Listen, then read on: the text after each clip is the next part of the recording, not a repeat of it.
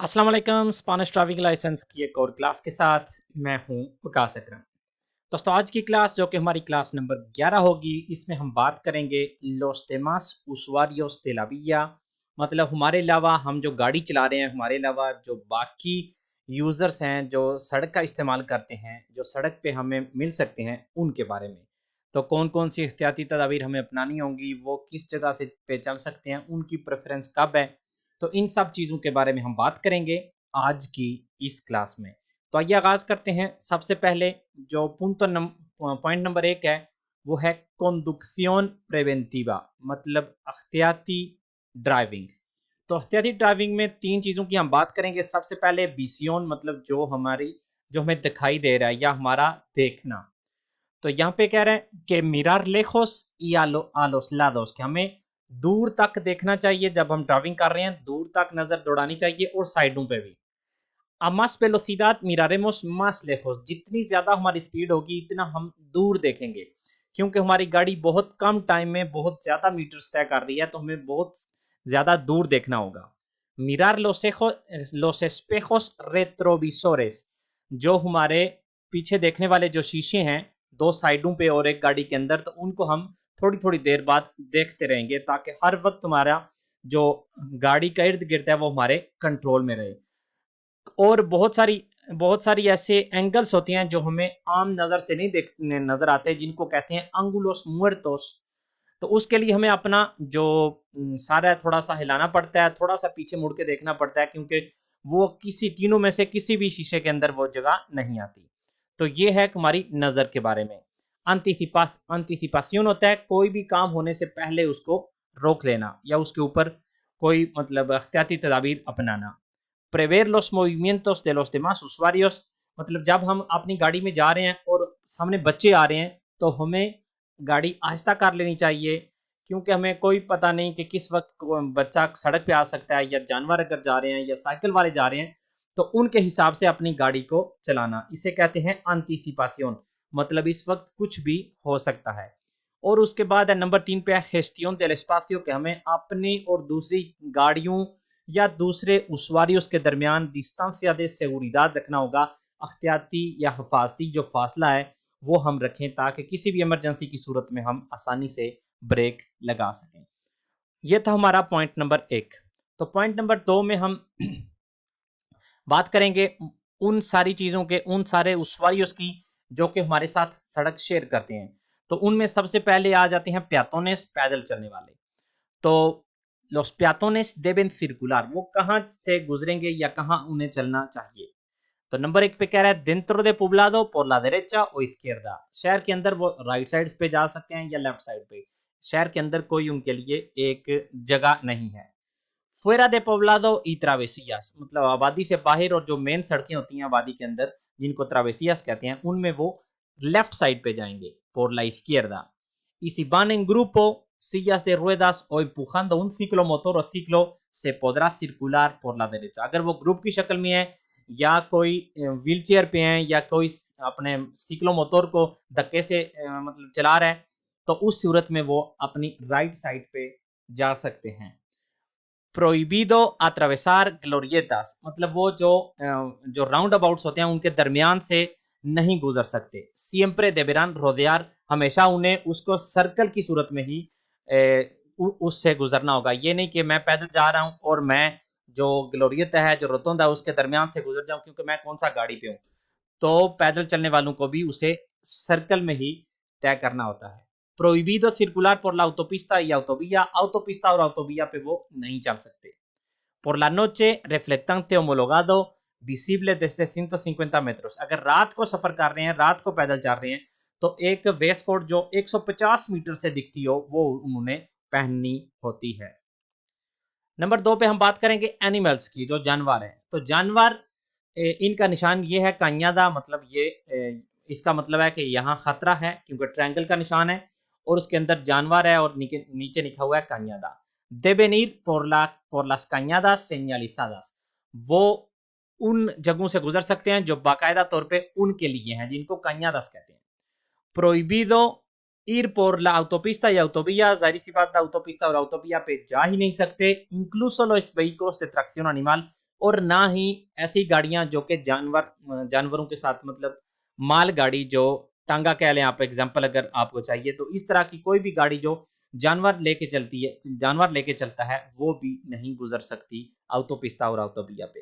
De noche, los conductores de animales llevarán una luz blanca delante y una luz roja detrás.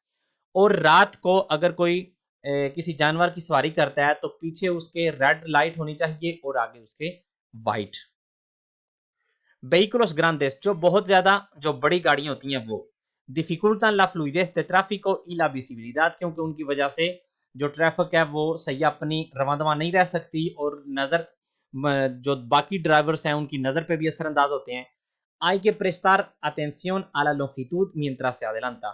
اب جب ہم ان کو overtake کرتے ہیں تو ان کی جو لمبائی ہے وہ اپنے ذہن میں رکھیں، کیونکہ یہ اگر ہم ایک کار کو اوورٹیک کرتے ہیں اور وہ ایک بس کو کرتے ہیں تو دو چیزیں بالکل مختلف ہیں، تو یہ چیز ہمیں اپنے ذہن میں رکھنی چاہیے.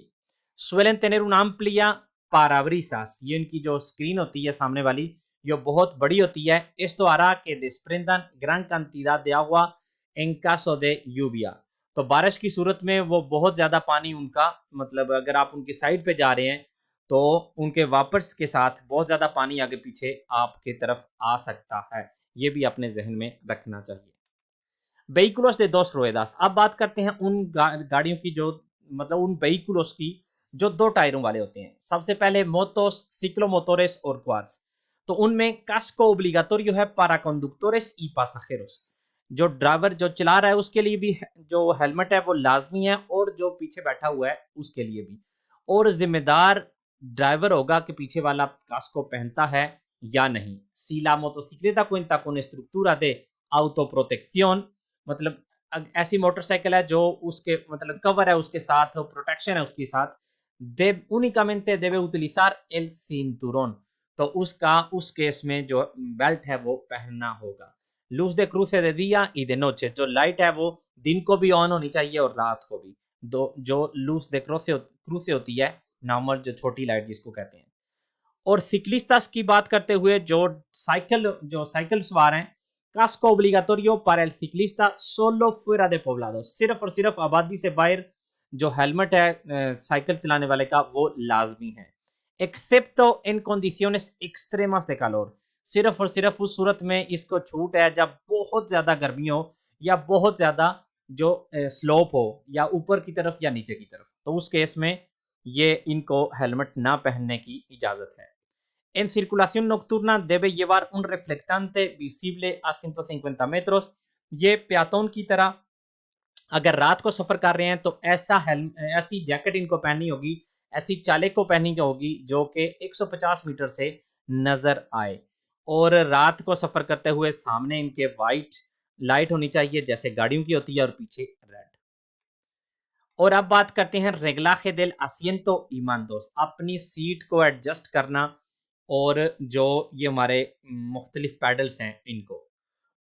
پہلے نمبر پہ یہ لکھا ہوا ہے کہ una posición incorrecta produce fatiga y tensión. اگر آپ صحیح طرح سے آپ آرام دہ سچویشن میں نہیں بیٹھے ہوئے تو یہ آپ کو بہت جلد تھکاوٹ محسوس ہوگی، مطلب فاتیگا آپ کو ہو جائے گا اور آپ کے جو مسلس ہیں وہ مطلب ٹینسیون آپ کے جسم میں ہو جائے گی. El asiento y el respaldo permitirá al conductor llegar a los pedales y volante con las piernas y brazos ligeramente flexionados. مطلب جب ایک اچھی سیٹ کی ایڈجسٹمنٹ ہو وہ اس طرح سے ہوتی ہے کہ آپ بیٹھے ہوئے آپ کے ہاتھ جو سٹیئرنگ ہوتا ہے اس تک آرام سے پہنچ سکیں اور آپ کے پاؤں مطلب آپ کے ٹانگیں جو اس طرح سے پیڈلز تک پہنچیں کہ تھوڑی سی وہ دوبلار ہوئی ہوں، بالکل سٹریٹ نہ ہو، تھوڑی سی وہ دوبلار ہوں. تو یہ آپ کی بیسٹ پوزیشن ہوتی ہے تاکہ جب آپ نے بریک لگانی ہو یا ریس دینی ہو تو کیونکہ آپ کی بالکل سٹریٹ نہیں ہے تو آپ آسانی سے یہ کام کر سکتے ہیں. امبراگے کہتے ہیں یہ ہمارا جو ہوتا ہے یہ کلچ، تو جب ہم اس کو دبا کے رکھتے ہیں اس کا مطلب ہے موٹر میں پاور نہیں جا رہی، اور جب اس کو ہم چھوڑتے ہیں تو دوبارہ مطلب گیئر لگا کے تو اس کا مطلب ہے جو موومنٹ ہے جو پاور ہے جو اس میں موٹر میں اب جا رہی ہے. اس وجہ سے جب ہم کوئی بھی اپنا گیئر وغیرہ چینج کرنا ہوتا ہے تو پہلے موٹر سے اس کا کنیکشن ختم کرتے ہیں، اپنا کلچ جو آپ پلسار کرتے ہیں، کلچ دباتے ہیں اور اس کو پلسار کرنے کے بعد ہم اپنا گیئر چینج کرتے ہیں تو دوبارہ پھر کلچ کو چھوڑ دیتے ہیں.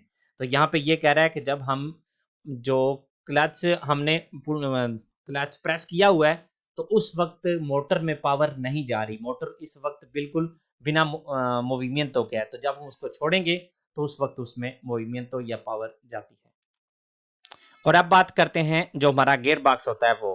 تو گیئر باکس کا ہم استعمال کرتے ہیں گیئر ایک گیئر سے دوسرے مطلب پہلے سے دوسرا میں چینج کرنے کے لیے. تو جب بھی ہم گیئر چینج کرتے ہیں تو اپنا جو امبراگے ہے اس کو ہم پلسار کرتے ہیں, مطلب امبراگے کے اوپر ہم اپنا پاؤں رکھ کے موٹر کی جو پاور ہے وہ ختم کر کے تو ہم اپنا گیئر چینج کرتے ہیں.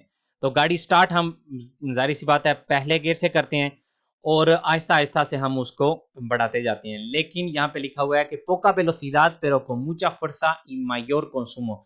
اگر ہم چھوٹے گیئر کے ساتھ گاڑی چلاتے ہیں تو اس میں ہم ایک تو سپیڈ ہم زیادہ کر نہیں سکتے, لیکن ایک اور اس میں چیز یہ ہوتی ہے کہ گاڑی جو ہے وہ اپنا کنسوم بہت زیادہ کرتی ہے, اپنا پیٹرول بہت زیادہ اس میں خرچ ہوتا ہے.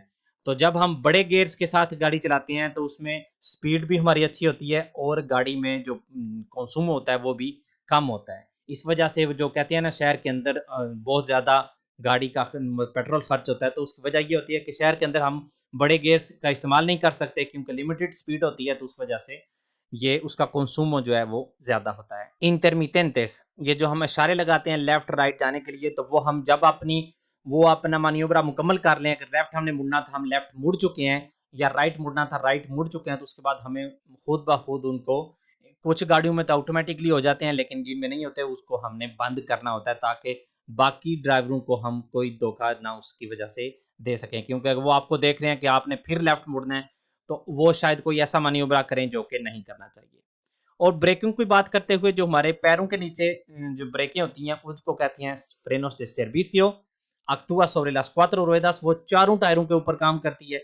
اور جو اسٹاسیونامنٹو کی ہوتی ہے جس کو ہم ہینڈ بریک بھی کہتے ہیں, فرینو دے مانو بھی کہتے ہیں, زیادہ تر پچھلے ٹائروں پہ ہوتی ہے, چاروں پہ بھی کچھ ہوتی ہیں لیکن زیادہ تر پچھلے ٹائروں پہ ہوتی ہے. کچھ groups vulnerables a los accidentes. اب بات کرتے ہیں ایسے گروپس کی جن میں ایکسیڈنٹ کا زیادہ خطرہ ہوتا ہے. تو سب سے پہلے ہیں خوبنس, جو نوجوان ہوتے ہیں 15 سے 19 سال کے. زیادہ تر جو جانی نقصان والے ایکسیڈنٹس ہوتے ہیں وہ اس ایج میں ہوتے ہیں کیونکہ یہاں پہ ایکسپیرینس کم ہوتا ہے اور خطرے کو یہ صحیح طرح سے کیلکولیٹ نہیں کرتے, کیونکہ الکوہول بھی ڈرگس کا بھی استعمال اس ایج میں زیادہ ہوتا ہے اور سپیڈ بھی یہ بہت زیادہ استعمال کرتے ہیں. تو اس وجہ سے یہ جو ہوتی ہے اس کو کہتے ہیں group vulnerable a los accidentes, کہ یہ ایکسیڈنٹ میں زیادہ ملوث ہوتے ہیں. مایورس, جو بڑی ایج کے لوگ ہوتے ہیں وہ بھی ایکسیڈنٹس میں زیادہ ملوث ہوتے ہیں. اس کی وجہ یہ ہوتی ہے کہ وہ بہت دفعہ ان کو مطلب ذہنی طور پہ وہ اتنے فٹ نہیں ہوتے یا فزیکلی وہ اتنے فٹ نہیں ہوتے, نظر کا بھی ان کا یا جو ان کی اویدوس ہیں ان کے کان ہیں ان کا بھی ان کو مسئلہ ہو سکتا ہے, یا بہت زیادہ وہ دوائیاں کھا رہے ہوتی ہیں تو میڈیسنس کے استعمال کی وجہ سے ان میں وہ طاقت نہیں ہوتی, یا وہ ان کے پاس جو ریاکسیون کا ٹائم ہوتا ہے وہ ان کا بڑھ گیا ہوتا ہے, تو اس وجہ سے یہ بھی بہت زیادہ ایکسیڈنٹس میں ملوث ہوتے ہیں. پیاتونس, جو پیدل چلنے والے ہوتے ہیں یہ بھی بہت زیادہ ایکسیڈنٹس میں ہوتے ہیں, شہروں کے اندر اس کا زیادہ خطرہ ہوتا ہے. مایورس, مطلب یہاں پہ بھی جو بڑی ایج کے لوگ ہوتے ہیں اور بچے اس طرح کی سچویشنز میں زیادہ ملوث ہوتے ہیں, کیونکہ یہ ایک تو ان کی پتہ نہیں چلتا کہ آپ کو وہ کس وقت وہ کیا کرنے جا رہے ہیں, اور دوسری ان کی اپنی جو مکمل طور پہ بزرگ لوگ بھی اور بچے لوگ بھی صحیح طرح سے جو خطرہ ہوتا ہے اس کو کیلکولیٹ نہیں کر سکتے. تو اس وجہ سے nunca debemos hacer señal para que crucen, ہم کبھی بھی نہیں کہنا چاہیے کسی بھی پیاتون کو کہ تم گزر جاؤ, جب اس کے گزرنے کی باری ہوگی وہ خود گزرے گا, آپ نے کسی کو بھی نہیں کہنا, کیونکہ آپ اپنی طرف سے کہہ رہے ہوتے ہیں کوئی پتہ نہیں دوسری سائڈ سے کوئی گاڑی آ رہی ہے, اس نے آپ کو دیکھا ہے آپ رکے ہوئے ہیں یا نہیں دیکھا, تو آپ اس کو کہہ رہے ہیں گزرو, تو وہ شاید ہر چیز کو بھول کے وہ کہے کہ میں گزرنے لگا ہوں, تو یہ اس کے لیے خطرناک ہو سکتا ہے. بچے, تو بچوں کی بھی ہم نے ابھی بات کی ہے, ان کو ٹریفک کے نارماز کا نہیں پتا ہوتا, ان کو ٹریفک کے قانون کا نہیں پتا ہوتا, ان کا چھوٹا قد بھی بہت دفعہ ہمیں دکھنے میں دشواری پیدا کرتا ہے, اور چھوٹے قد کی وجہ سے بہت دفعہ ان کا جو ایکسیڈنٹ ہوتا ہے اس میں ان کے جو چوکار ہوتا ہے, جو چیز لگتی ہے وہ ڈائریکٹ ان کے سر پہ لگتی ہے چھوٹے قد کی وجہ سے, تو اس وجہ سے یہ بھی ایک گروپ vulnerable ہے. اب بات کرتے ہیں سکلسٹس کی, یہ بھی ایک ایسا گروپ ہے جس کے بہت زیادہ ایکسیڈنٹس ہوتے ہیں, زیادہ تر یہ نیشنل روڈز پہ مطلب carreteras convencionales پہ ویکنڈز پہ ہوتے ہیں, کیونکہ یہ ویکنڈ کو نکلتے ہیں اپنے ایز اے ہابی, بہت سارے، اور زیادہ تر جو کامن ایکسیڈنٹ ہے وہ سامنے سے، جو کولیشن فرونتال ہوتا ہے جب سامنے سے گاڑی کسی چیز کو مطلب چوکار ہوتی ہے. بہت دفعہ یہ ہیرا نہیں correctamente مطلب ایسی جگہ پہ یہ موو ہوتے ہیں جو ان کو نہیں کرنی ہوتی، یا یہ سینٹیڈو کنٹراریو میں سرکولار کرتے ہیں، مطلب جہاں سے گاڑیاں آ رہی ہیں یہ سامنے سے آ رہے ہوتے ہیں. اور debemos evitar hacerles señales acústicas، ہمیں ہارن کا استعمال ان کے نزدیک بہت کم کرنا چاہیے یا نہیں کرنا چاہیے، کیونکہ یہ ان کی مطلب یہ اسٹیبل مطلب یہ ڈر سکتے ہیں، وہاں سے ان کی استابیلیداد کو اثر ہو سکتا ہے. اور ہیلمٹ پہننے سے سر کے اوپر جو ان کی چوٹ لگتی ہے اس کا نقصان 3 دفعہ کم ہو جاتا ہے. 3 veces la posibilidad de lesiones en la cabeza وہ کم ہو جاتی ہیں. تو اب بات کرتے ہیں موٹر سائیکلس کی اور سکلو موٹرس کی. تو ان کے جو ایکسیڈنٹس ہوتے ہیں یہ سب سے زیادہ گراوس ہوتے ہیں، خطرناک ہوتے ہیں، کیونکہ ایک تو ان کی سپیڈ زیادہ ہوتی ہے، اور دوسرا یہ جو سائیکلس کی طرح ان کے بھی کوئی پروٹیکشن نہیں ہوتی. ڈائریکٹ جو گول پہ ہوتا ہے وہ ڈائریکٹ ڈرائیور کو ہوتا ہے، تو اس وجہ سے اس کے نقصانات زیادہ ہوتے ہیں.